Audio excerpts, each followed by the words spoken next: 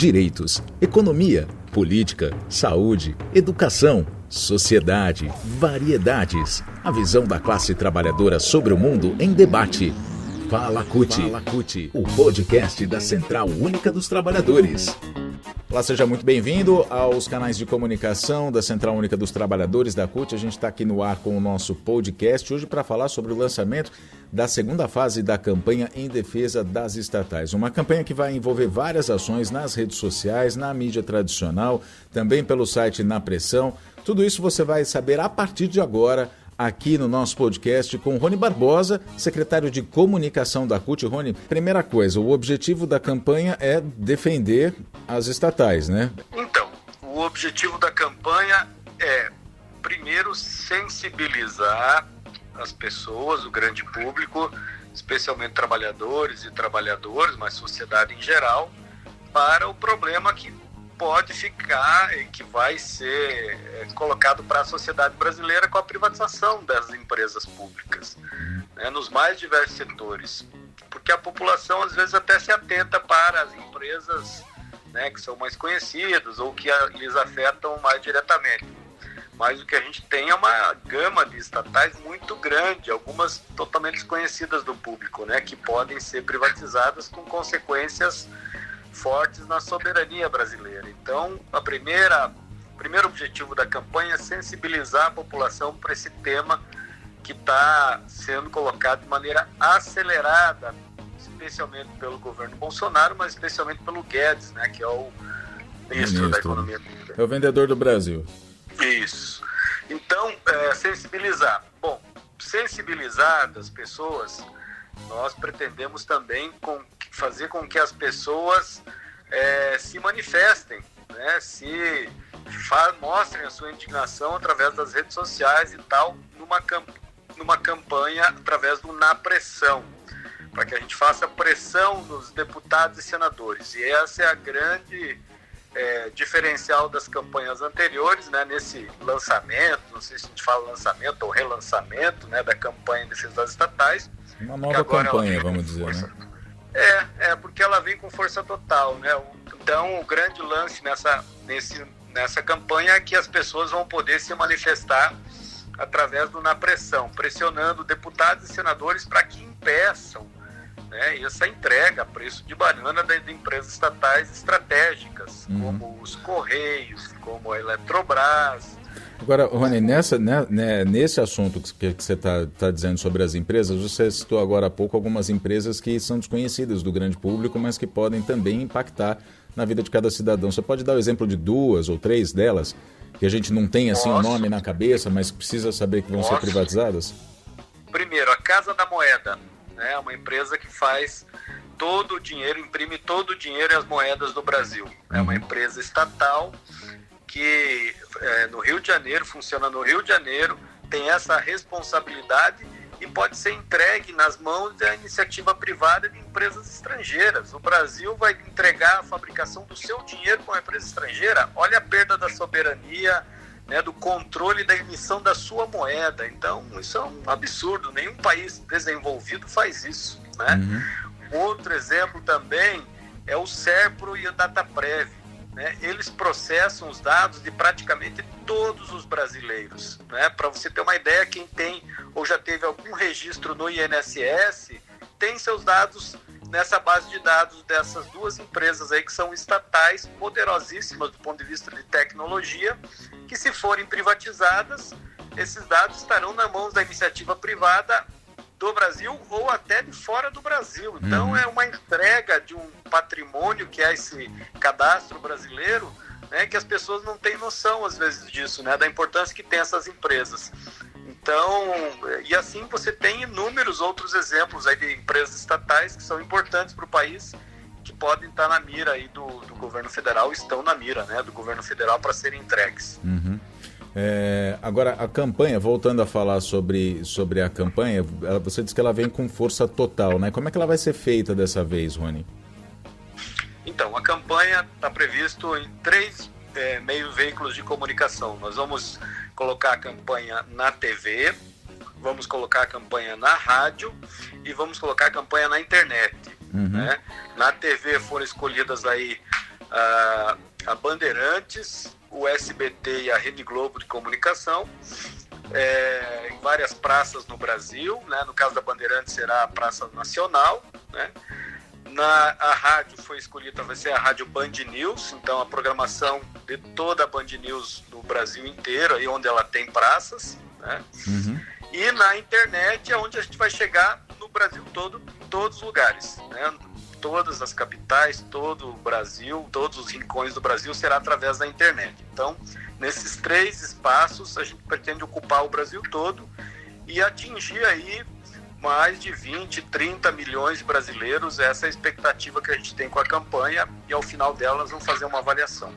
Agora, a gente tem aí podemos dizer, uma via de mão dupla, né? Porque uma campanha desse porte, ela conscientiza as pessoas e também incita, vamos dizer, ou estimula essas pessoas a tomarem uma ação. Para essa ação, ou seja, para que a população possa, vamos dizer, expressar a sua contrariedade contra a venda dessas empresas, existe uma importante ferramenta, né, um importante instrumento, que é a pressão sobre os parlamentares para tentar barrar essas privatizações, né, Rony? E aí a gente tem o Na Pressão. Fala pra gente sobre o Na Pressão.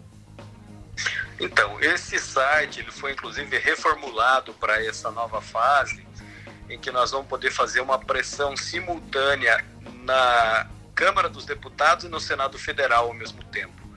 Esse site ele faz pressão na Câmara dos Deputados, que é um dos poderes do Brasil, né, o poder legislativo, e é através do qual, inclusive, cada cidadão do país pode pressionar o seu parlamentar, o seu partido, ou os parlamentares do seu estado, ou os parlamentares, enfim, que ele escolher, ele pode pressionar através desse site. Então, esse site ele contém as redes sociais do parlamentar, desde o Facebook, o Twitter, o Instagram, até o WhatsApp, né? Vários deles nós temos o WhatsApp. Então, a pessoa pode acionar um WhatsApp do celular do deputado ou do senador, mostrando a sua indignação com as privatizações.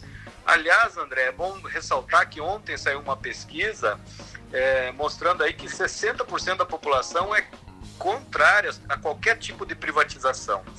Então, mais uma vez, aí mostrando o quanto a opinião pública está a nosso favor. Então, foi por isso que a CUT, junto com as suas confederações, sindicatos, se organizou, os ramos, né, se organizaram para custear essa campanha, para botar essa campanha no ar. É uma campanha genérica, né? Até que o vídeo que vai sair na televisão é um vídeo chamado de manifesto, que chama a atenção para o tema. Já nas redes sociais, além desse manifesto, que nós vamos ter um vídeo ampliado de 45 segundos, nós vamos ter também mais 2 vídeos, um que se passa num banco de praça e outro que se passa na praia, em que as pessoas vão, enfim, ver situações em que colocam o povo, a pessoa a refletir sobre a privatização e os efeitos da privatização, né? Alguns com certo humor até. Então, isso faz com que as pessoas fiquem indignadas, e a ideia também nas redes sociais é que a gente coloque um canal do Na Pressão, que as pessoas sejam direcionadas ao Na Pressão para poder fazer uma pressão nos parlamentares para que eles não deixem vender as empresas estatais. Aliás, estamos sabendo de ontem para hoje, em função da confusão da troca do presidente da Petrobras, né, feito pelo governo Bolsonaro. O Bolsonaro está pressionado em função dos altos reajustes dos combustíveis, né, e resolveu trocar o presidente da Petrobras. E faz de maneira tão atabalhoada que a Petrobras já perdeu mais de 100 bilhões do seu valor na Bolsa de Valores, né, sequer explicando o que vai acontecer, se vai mexer ou não na política de reajuste dos combustíveis, que é o que interessa para o país, né? Mas frente a isso, e para dar uma resposta ao mercado, está muito forte aí nos bastidores os rumores que o governo está editando uma medida provisória para acelerar a privatização, por exemplo, da Eletrobras. Né? E nosso temor é que venham outras empresas estatais também nessa esteira aí para acalmar o mercado, né? Que o mercado que se revoltou com essa questão, né, mas não se revoltou quando o Brasil passou dos 200 mil mortos, quando o governo brasileiro não comprou vacinas para a sua população, ou seja, em outras situações o mercado não se revolta. Mas é claro, quando mexe com os recursos aí deles, isso causa uma indignação. E acho que a gente tem que mostrar, a população tem que mostrar a sua indignação frente a isso, né? O descaso que tem o mercado com o povo brasileiro e o descaso desse mercado, né, na questão da Petrobras se coloca porque eles estão indignados com a possibilidade da mudança do reajuste dos combustíveis, que vai tirar provavelmente uma grande parte, pode tirar, né, uma parte do lucro das empresas privadas, no caso de venda de refinarias, que estão todas sob suspeita agora se vai acontecer ou não vai, o que vai acontecer ninguém sabe. Então o governo Bolsonaro é um governo que não tem projeto, não tem nada, né, e aí vai atuando aos solavancos e colocando o Brasil e a economia brasileira cada vez mais em risco, né? E esse processo de privatização mostra isso, né? Não há projeto nenhum, apenas a venda de empresas sem nenhum projeto e nenhuma regulamentação. Então, vai se vender a Eletrobras, mas e aí? Se aconteceu o que aconteceu no Amapá, aquele apagão no Amapá, quem é que vai pagar? Qual é a responsabilidade? Nós temos um risco imenso de transformar o Brasil num grande Amapá com a privatização da Eletrobras.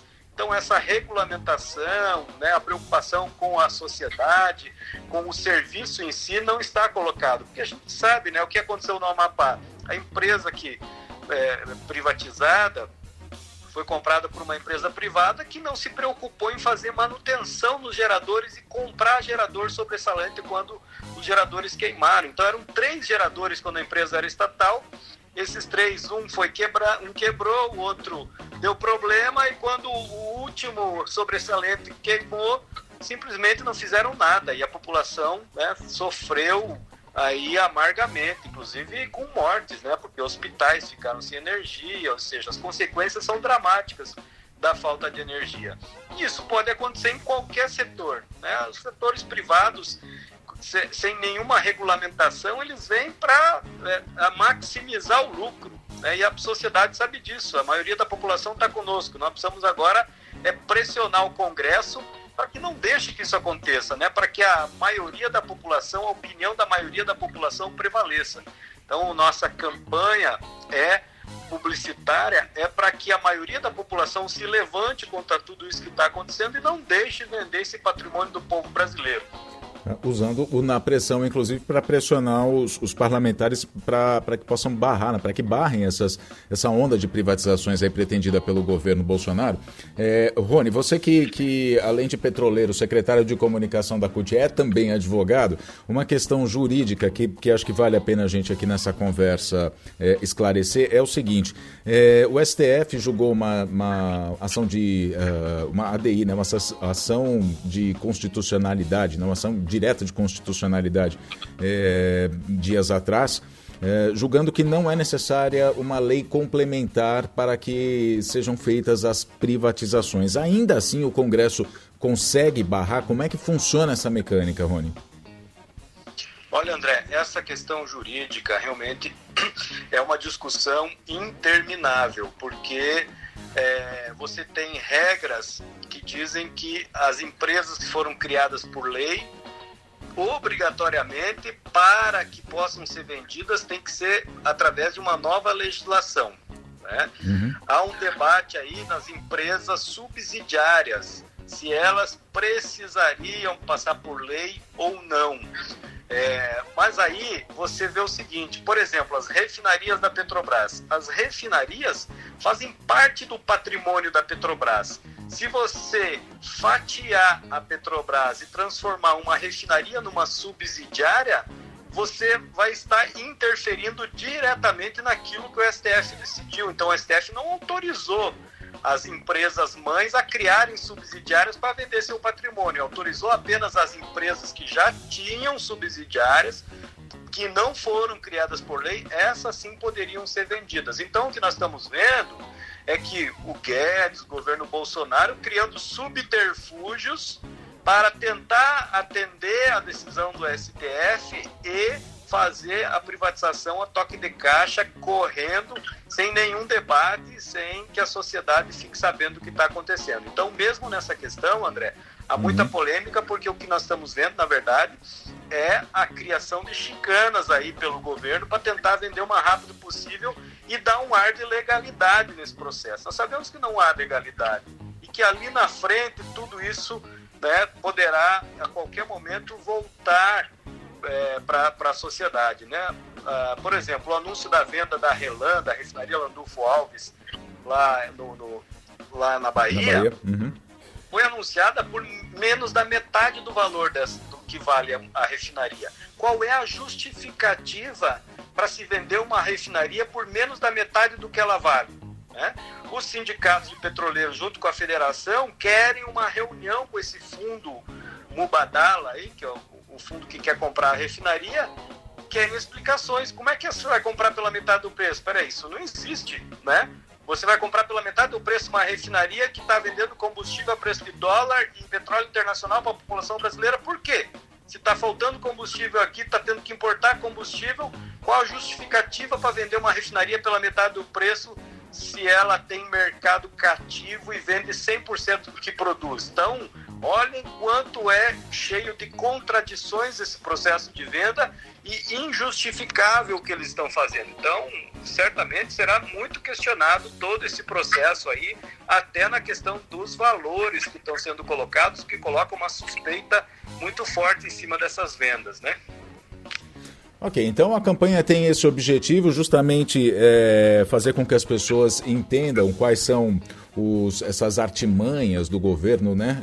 Inclusive para entregar o patrimônio público, o quanto a entrega do patrimônio público vai prejudicar a população. A gente tem um histórico aí nos últimos anos do Brasil, né? Em tudo que foi privatizado, a gente viu uma perda de qualidade, viu prejuízo para o consumidor, prejuízo para o brasileiro que começou a pagar a conta de luz mais alta, enfim, né? Sai sempre do bolso da gente, dos trabalhadores, né, Rony? Então a campanha, a gente reforça, tem esse objetivo de mostrar para a população brasileira o quanto o patrimônio público é importante e é importante que fique na mão do Estado sendo bem controlado, não é? Isso, André. E além disso, nós vamos ter também uma outra etapa, após essa etapa das empresas estatais, nós vamos ter uma campanha em defesa dos serviços públicos contra a reforma administrativa, que também vai ser colocada em TV, rádio e internet. Mas em outro momento a gente fala dessa campanha e nós vamos fazer também no meio dessas campanhas, André, uma campanha de arrecadação junto à população e aos trabalhadores para que essas campanhas sejam mantidas no ar. Nós vamos pedir colaboração aí das pessoas para que a campanha seja mantida no ar. Então essa também é uma questão que a gente vai poder abordar para frente aí com mais detalhes. Muito bem, Rony Barbosa, secretário de Comunicação da CUT, falando para a gente sobre o lançamento da segunda fase da campanha em defesa das estatais Não Vendam o Brasil. Rony, obrigado pela participação. Você ouviu Fala CUT, o podcast da Central Única dos Trabalhadores.